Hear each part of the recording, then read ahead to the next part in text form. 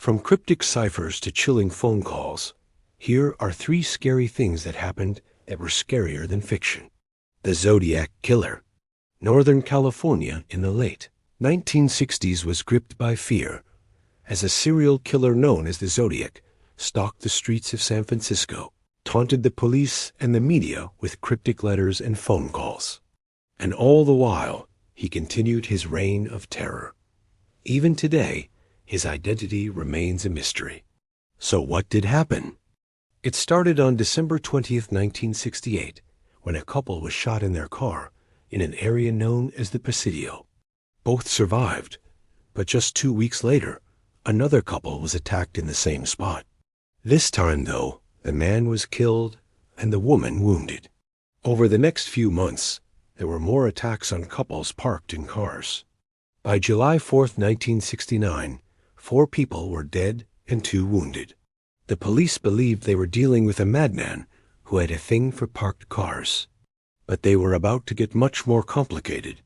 On August 1st, 1969, the San Francisco Chronicle published a letter allegedly written by the killer.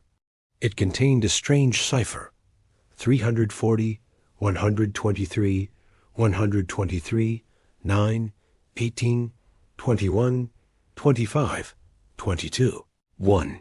It was signed with a crosshatched Z.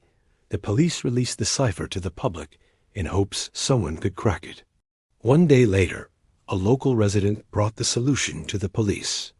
It read, "I wrote the 4 being dead is nothing. He. It was signed Z. For the next 2 years, the Zodiac would write letters to the police and the press. Sometimes they were full of bravado. Once the killer claimed he had been in Alcatraz and escaped. Other times they were cryptic, containing ciphers and puzzles.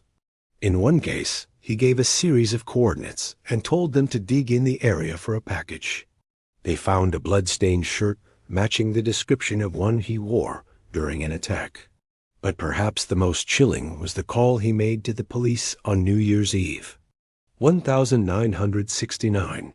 He told them he was the killer and asked if they could hear him breathing. Then he hung up. The police played the recording for the press. The killer really did sound like he was breathing heavily on the other end of the line. The case went cold after 1974. The Zodiac is believed to have struck at least 37 times between 1968 and 1986, killing 5 people and wounding 13 others. Police identified over 2,000 possible suspects, but no one was ever charged. Even though the case has gone cold, it still sends shivers down our spines, which is why it was the perfect inspiration for the 2007 movie Zodiac. In it, Mark Ruffalo plays the role of cartoonist Robert Graysmith. He becomes obsessed with the case and tries to connect the dots, even though he isn't a police officer. The movie is based on Graysmith's book of the same name. It includes some of the most disturbing details from the investigation. As Graysmith writes, the killer was never caught, but the fear he inspired was very real. The Texarkana Moonlight Murders. Texarkana straddles the border of Texas and Arkansas. It's home to Texarkana State Park, where between February and May 1946, 5 people were attacked and murdered, and 7 others wounded. All the victims were teenagers. To this day, nobody knows who is behind the killings or why. So what actually happened? It began on February when 3 young men and 2 women decided to go to the local drive-in theater. After the show, they decided to take a shortcut through the park. Around midnight, they were approached by a man who tried to flag down their car. When he got closer, they realized he had a gun. He started shooting, hitting all 3 men. The women were unhurt. A few days later, another couple was attacked in the same spot. A boy was killed and the girl seriously wounded. There were similar attacks in April and May, but the victims were always different and the assailant never caught. On May 17th, an engaged couple was attacked. The man was killed and the woman seriously wounded.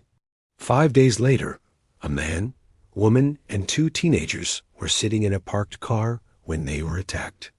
The man was killed, the woman wounded, and the teens unhurt. Even though the violence seemed to be random, there was a pattern. Each attack occurred around midnight or 1 a.m.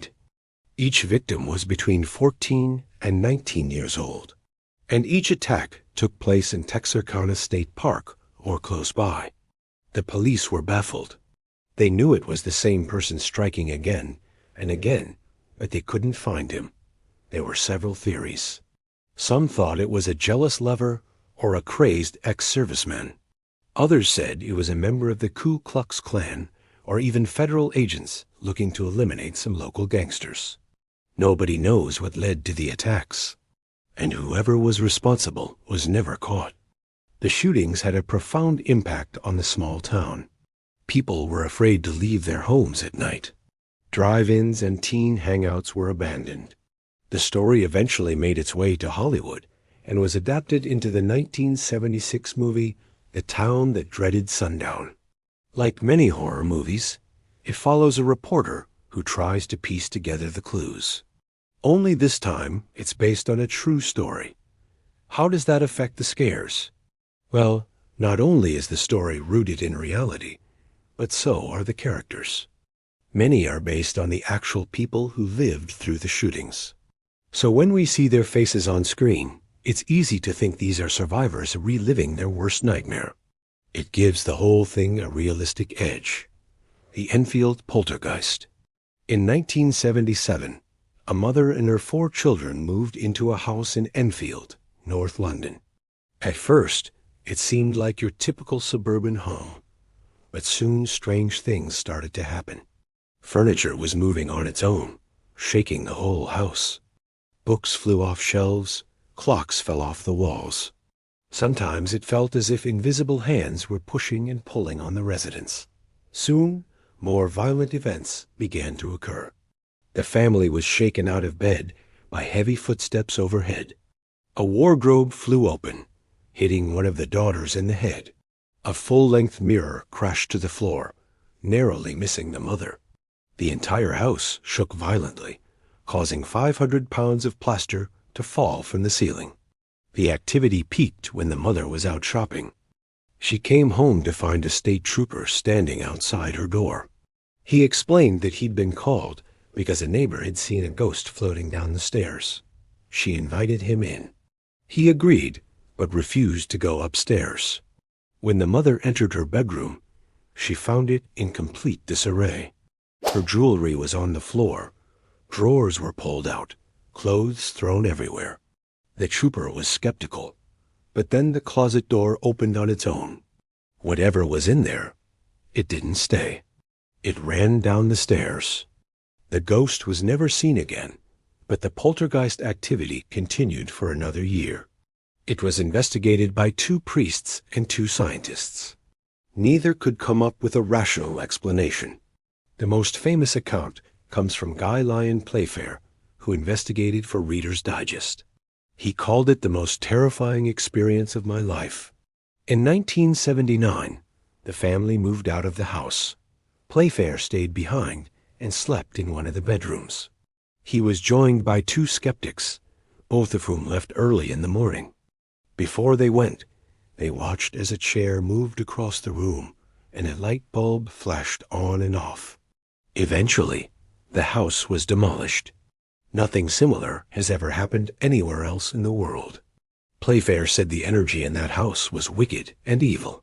You can decide for yourself in the 2013 movie The Conjuring, which used the case as inspiration.